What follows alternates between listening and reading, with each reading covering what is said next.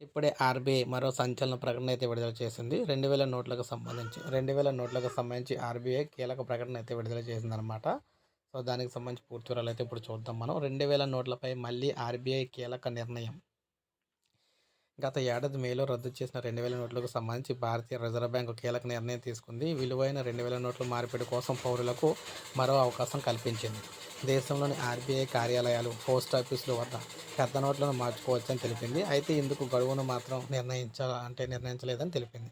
అయితే 2000 నోట్లు మార్చుకునే పౌరులు ప్రస్తుతం ఆన్లైన్లో లభిస్తున్న దరఖాస్తు ఫామ్ నింపి పోస్టాఫీస్ ద్వారా ఆర్బీఐకి పంపించవచ్చని రిజర్వ్ బ్యాంక్ తెలిపింది.